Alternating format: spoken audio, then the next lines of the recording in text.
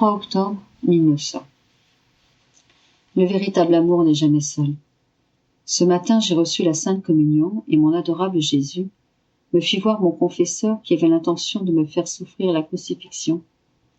Je sentais que ma pauvre nature en éprouvait de la répugnance, non parce qu'elle ne voulait pas souffrir, mais pour d'autres raisons qu'il n'est pas nécessaire de décrire ici. Comme s'il voulait se plaindre de moi, Jésus dit au Père confesseur, « Elle ne veut pas se soumettre. » Je fus attendrie par la plainte de Jésus. Le Père me renouvela l'ordre et je me suis soumise. Après que j'eus souffert quelque temps, comme le Père confesseur était présent, le Seigneur me dit, « Ma bien-aimée, voilà le symbole de la très sainte Trinité. Moi, le Père confesseur, et toi. Depuis toute éternité, mon amour n'est jamais demeuré seul. Il a toujours été uni dans une union parfaite et réciproque avec les personnes divines. Car le véritable amour n'est jamais seul. Il produit d'autres amours et se réjouit d'être aimé par ces amours qu'il a lui-même produits. Si l'amour se trouve seul, soit qu'il n'est pas de la nature de l'amour divin, soit qu'il n'est qu'apparent. Si tu savais combien je me plais et combien je savoure de pouvoir prolonger chez les créatures cet amour qui, de toute éternité, régnait et règne toujours dans la très sainte Trinité. Voilà pourquoi je dis que je veux le consentement du confesseur, avec son intention unie à mon intention, pour continuer plus parfaitement cet amour de la très sainte Trinité.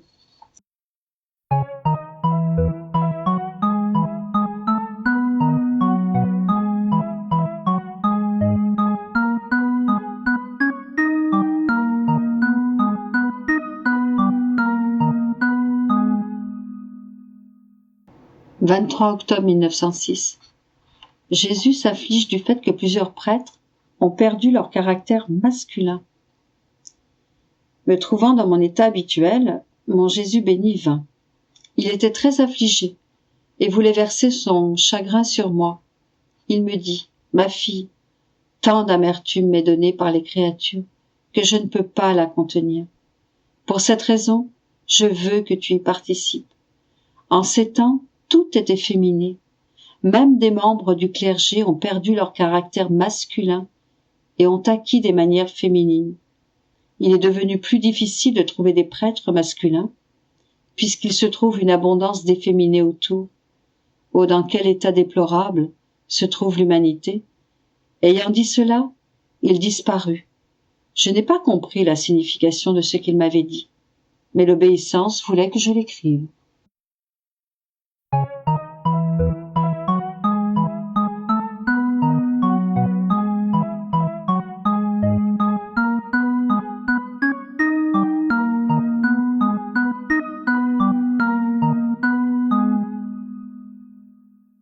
23 octobre 1908. La science divine se manifeste dans les travaux bien faits. Alors que j'étais dans mon état habituel, Jésus béni vint brièvement et me dit, « Ma fille, la science divine se manifeste dans les travaux faits avec droiture. En fait, la droiture contient toute la beauté et le bien que l'on puisse trouver. L'ordre, l'utilité, la beauté, la connaissance. Un travail est bon dans la mesure où il est fait dans l'ordre.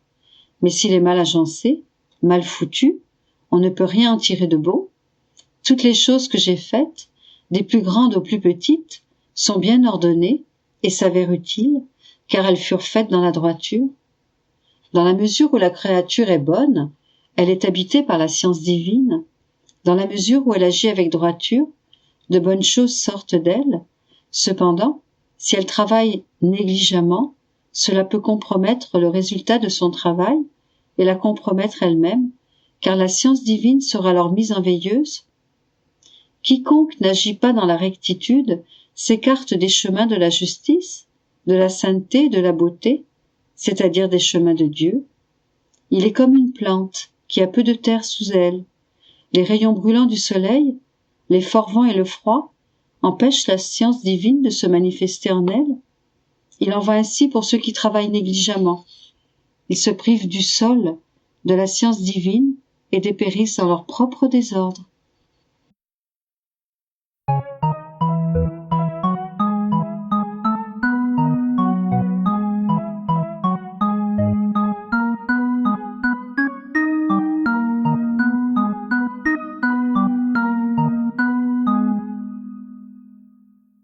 23 octobre 1911. Que la vie de ton cœur ne soit que tout amour. Ce matin, mon très aimable Jésus est venu. Qui pourrait décrire à quel point il s'est montré souffrant? Il semble qu'il éprouve en lui-même toutes les souffrances des créatures. Il y a tellement de souffrances qu'il recherche soulagement et réconfort. Après l'avoir retenu auprès de moi en silence, et afin de le soulager, je lui disais mes sottises d'amour, ajoutant baisers et caresses. Il semble alors qu'il a été soulagé. Puis il me dit, ma fille, que la vie de ton cœur ne soit que tout amour, ne laisse rien d'autre entrer, parce que je veux prendre ma nourriture à l'intérieur de ton cœur. Si je ne trouve pas que tout est amour, la nourriture ne me sera pas agréable. Quant aux autres parties de ton corps, tu peux donner à chacune sa fonction d'amour, c'est-à-dire à l'esprit, à la bouche, aux pieds et à tous tes sens. À l'un l'adoration, à l'autre la réparation, à un autre la louange, l'action de grâce, etc. Mais du cœur, je ne veux que de l'amour.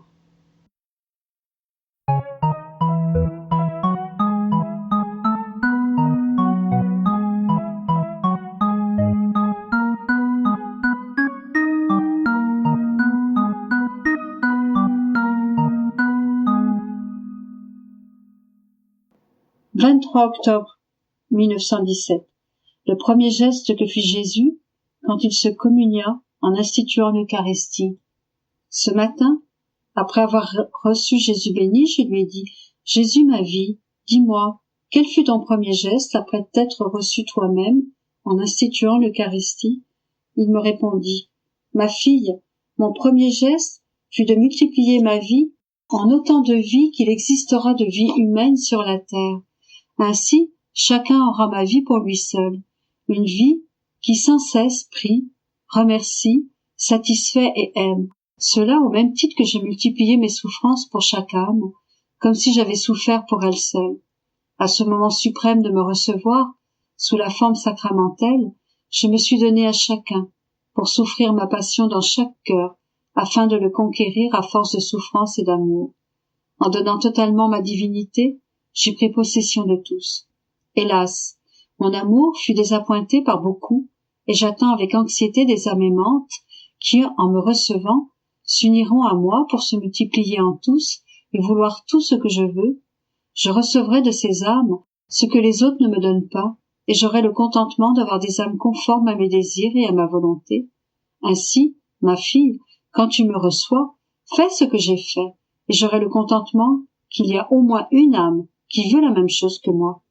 Pendant qu'il disait cela, il avait l'air très affligé. Je lui dis, Jésus, qu'est-ce qui t'afflige tant? Il me répondit, ah, quelle inondation il y aura, quels mots, quels mots! L'Italie se dirige vers de bien tristes moments, bien plus près de moi, et prie pour que les mots ne soient pas pires. Je repris, ah mon Jésus, que deviendra mon pays? Tu ne m'aimes donc plus comme avant, en n'épargnant pas les autres par amour pour moi? Presque en sanglotant, il me répondit, non, je t'aime beaucoup. «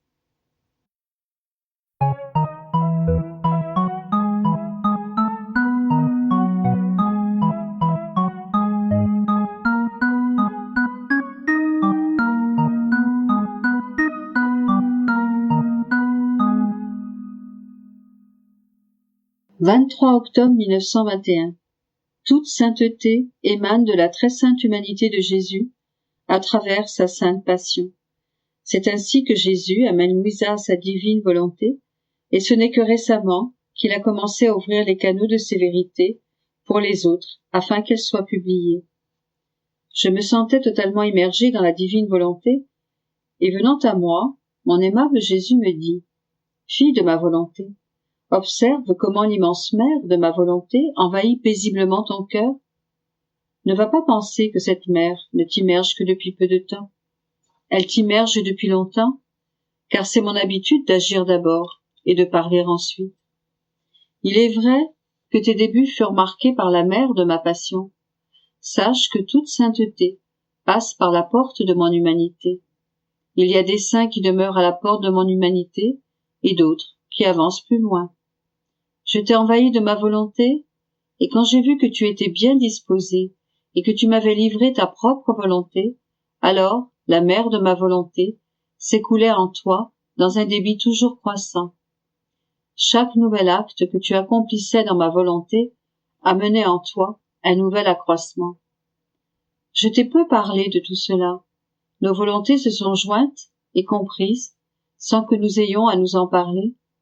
Rien qu'à nous voir, nous nous comprenions. Je me réjouissais en toi. J'ai ressenti les délices du ciel en toi, lesquelles n'étaient nullement différentes de celles que vivent les saints. Comme ces délices font la félicité des saints, elles font aussi la mienne. Immergés dans ma volonté, ils ne peuvent que me donner joie et délices. Mais ma joie n'était pas complète. Je voulais que mes autres enfants soient aussi partie prenante d'un si grand bien. Aussi, j'ai commencé à te parler de ma volonté d'une manière surprenante.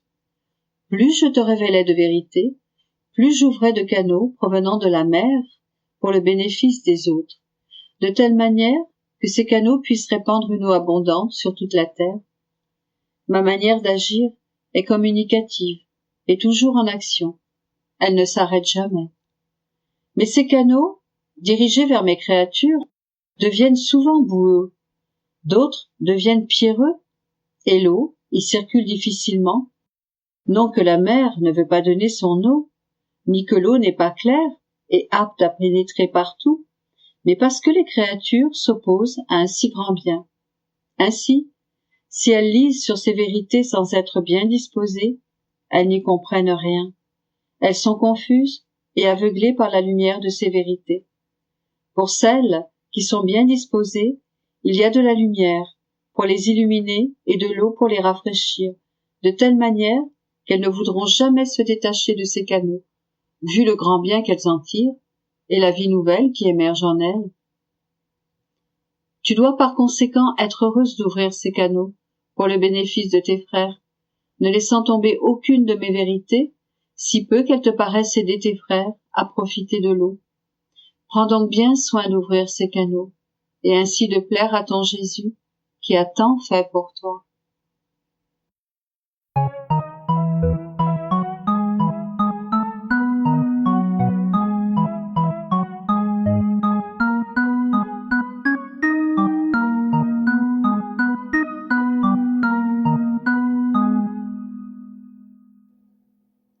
« 23 octobre 1924. Quand la divine volonté règne en la créature, celle-ci produit un doux enchantement pour Dieu. Au ciel, c'est plutôt Dieu qui produit l'enchantement des bienheureux. Je vis des jours amers à cause de la privation de mon doux Jésus. Oh, comme son aimable présence me manque.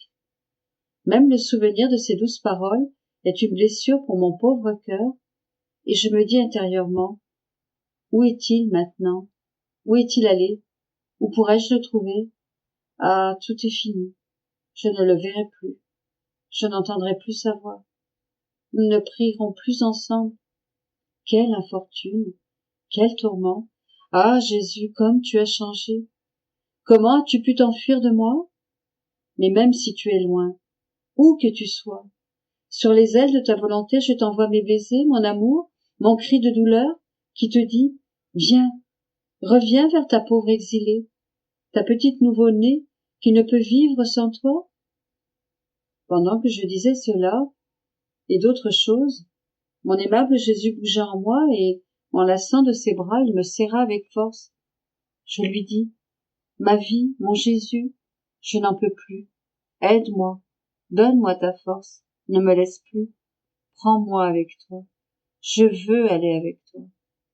Interrompant ma supplication, Jésus me dit, ma fille, ne veux-tu pas faire ma volonté?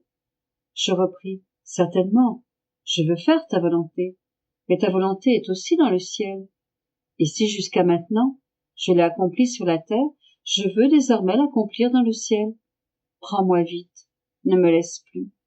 Je sens que je ne peux plus endurer cela. Aie pitié de moi. Jésus reprit, ma fille, tu sembles ne pas savoir ce qu'est accomplir ma volonté sur la terre. Après tant de leçons, tu sembles ne pas avoir bien compris. Tu devrais savoir que l'âme, qui laisse ma volonté vivre en elle, quand elle prie, souffre, agit, aime, etc., Elle produit auprès de Dieu un doux enchantement ayant pour effet d'empêcher ma justice de déverser sur la terre les grands châtiments que les créatures attirent par leurs graves péchés. Car ma justice aussi vit cet enchantement provenant des créatures qui vivent dans ma volonté. Penses-tu que c'est peu de chose pour le Créateur que de voir dans la créature qui vit sur la terre sa propre volonté opérer, triompher et dominer avec la même liberté avec laquelle elle agit et domine dans le ciel? Cet enchantement n'existe pas au ciel, parce que dans mon royaume, ma volonté règne comme dans sa propre demeure, et l'enchantement est formé par moi-même, non en dehors de moi. C'est moi, c'est ma volonté qui ravit toutes les âmes bienheureuses, de telle sorte qu'elles sont toujours sous mon enchantement et en jouissent éternellement. Ce n'est pas elle qui crée le doux enchantement pour moi, c'est moi qui le crée pour elle. Par contre, quand ma volonté vit dans la créature en exil, c'est comme si elle agissait et dominait dans la demeure même de la créature. Celle-ci produit alors sur moi un enchantement si merveilleux que mon regard se fixe sur elle et ne peut s'en détacher. Ah, tu ne sais pas à quel point cet enchantement est nécessaire en ces temps. Que de maux vont venir. Les populations se sentiront obligées de se dévorer mutuellement, prises d'une rage féroce. Les dirigeants seront les principaux responsables. Pauvres peuples, leurs dirigeants seront de véritables bouchers, des démons incarnés, assoiffés du sang de leurs frères. Si les méfaits n'étaient pas si graves, ton Jésus ne te priverait pas autant de sa présence. Ta peur, que ce soit pour d'autres raisons que je te prive, n'est pas fondée. Non, non, sois rassuré. C'est ma justice qui, te privant de moi, trouve son apaisement. Quant à toi, ne quitte jamais ma volonté, afin que ce doux enchantement m'amène à épargner les peuples de plus grands maux.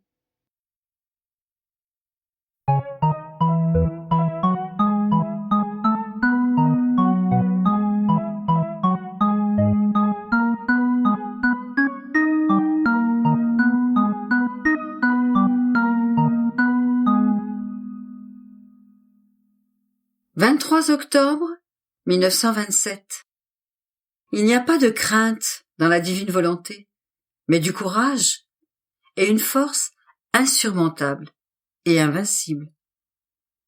Le royaume de la divine volonté est un royaume de vie. La vie du Créateur dans la créature et celle de la créature transfusée et identifiée avec le Créateur. Et l'âme devient reine.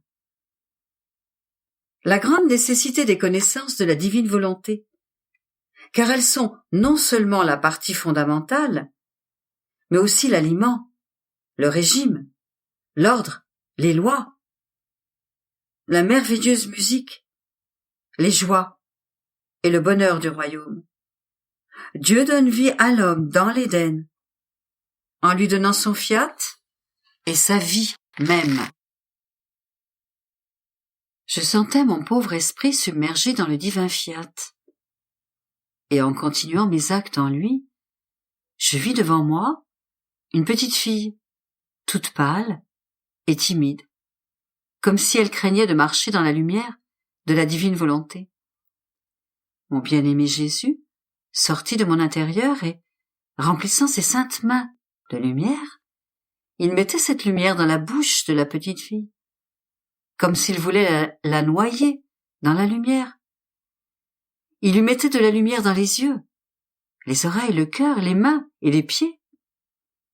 La petite fille était revêtue d'une lumière qui l'illuminait, et elle restait là, mal à l'aise et craintive dans cette lumière. Jésus s'amusait à la couvrir de lumière et à voir sa gêne. Se tournant vers moi, il me dit: « Ma petite fille, cette petite enfant est l'image de ton âme, craintive en recevant la lumière des connaissances de ma divine volonté. Mais je vais te noyer dans tant de lumière que tu en perdras le reste de crainte de la volonté humaine. Car en moi, il n'existe pas de ces faiblesses, mais du courage et une force divine insurmontable et invincible. Pour former le royaume de mon divin fiat dans l'âme, J'y place comme fondation toutes les connaissances de mon fiat.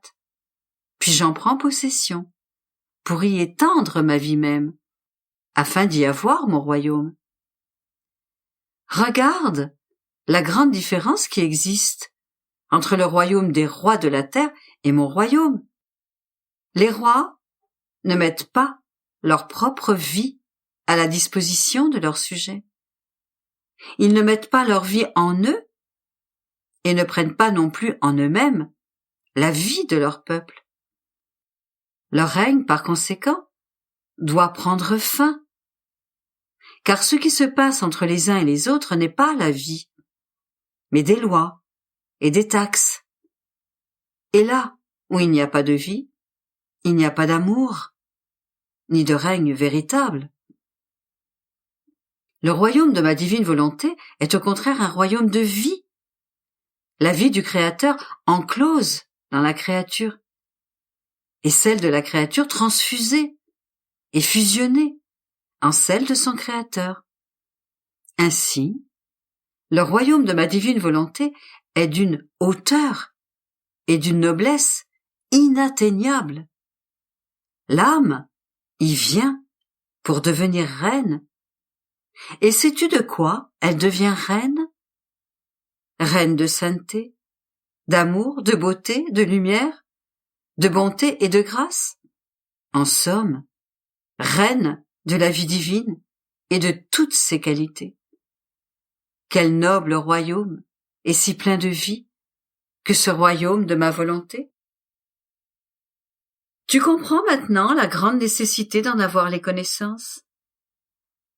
Elles n'en sont pas seulement la partie fondamentale, mais la nourriture, le régime, l'ordre, les lois, la belle musique, les joies et le bonheur de mon royaume. Chaque connaissance possède un bonheur distinct. Elles sont comme autant de clés qui formeront la divine harmonie de mon royaume. C'est pourquoi je mets tant de soin à t'apprendre les nombreuses connaissances de mon royaume. Et je te demande la plus grande attention en les manifestant, car elles forment la base et sont comme une formidable armée qui assure la défense et agit comme une sentinelle pour que mon royaume soit le plus beau, le plus saint et le plus parfait écho de ma patrie céleste. Jésus garda le silence. Puis, il ajouta: Ma fille, lorsque ma divine volonté veut sortir d'elle-même des connaissances, ou un acte nouveau, le ciel et la terre l'honorent avec révérence et se mettent à l'écoute. Toute la création sent couler en elle un nouvel acte divin qui, tel un fluide vital, embellit toutes choses et les rend doublement heureuses. Et elles se sentent honorées par leur Créateur, qui, par son fiat tout-puissant, leur communique ces nouvelles connaissances. Et elles attendent la disposition de cette connaissance dans la créature pour voir le nouvel acte de la divine volonté répété dans la créature, afin d'avoir la confirmation du bien, de la joie et du bonheur que cette nouvelle connaissance apporte. C'est alors que ma volonté célèbre, car une vie divine est sortie d'elle, qui étant dirigée vers une créature, va se répandre et se communiquer à toutes les créatures. Après quoi, je continuai ma ronde dans la divine volonté et, me transportant en Éden pour être présente lorsque la divine majesté, ayant formé la magnifique statue de l'homme, lui communiquait la vie de son souffle omnipotent, afin de pouvoir glorifier mon Créateur pour un acte aussi solennel, pour l'aimer, l'adorer et le remercier de son amour excessif et débordant pour l'homme. Mon divin Jésus, se manifestant en moi, me dit: Ma fille, cet acte de former et d'infuser la vie dans l'homme, avec notre souffle tout-puissant, était si tendre, si émouvant, et d'une telle joie pour nous, et tout notre être divin débordait de tant d'amour, qu'avec une force immense, il ravit nos qualités divines, pour les infuser dans l'homme. En soufflant sur lui, nous avons tout versé en lui. Et avec notre souffle, nous mettions notre être suprême en communication avec lui de façon à le rendre inséparable de nous. Ce souffle n'a jamais cessé, car si dans la création de tout l'univers, c'était notre volonté qui se constituait la vie de toute chose, elle donnait à l'homme non seulement notre fiat, mais avec notre souffle, elle lui donnait notre vie même. Et notre souffle ne s'arrête pas, car il continue les générations des autres créatures pour les rendre inséparables de nous. Notre amour est si grand, en faisant une œuvre, qu'une fois faite, la disposition de la faire demeure. C'est pourquoi l'ingratitude de l'homme est grande, car il désavoue, méprise et offense notre vie en lui. Et comme nous inspirons pour expirer à nouveau, nous inspirons l'homme en nous, mais nous ne sentons pas que l'homme vient en nous, car sa volonté n'est pas avec la nôtre. Et nous ressentons le poids de l'ingratitude humaine. C'est pourquoi nous t'appelons, pour te donner notre souffle incessant, et sentir que tu viens en nous, pour recevoir la plénitude de notre volonté dans l'acte solennel d'émettre notre souffle régénérateur, afin de générer les créatures.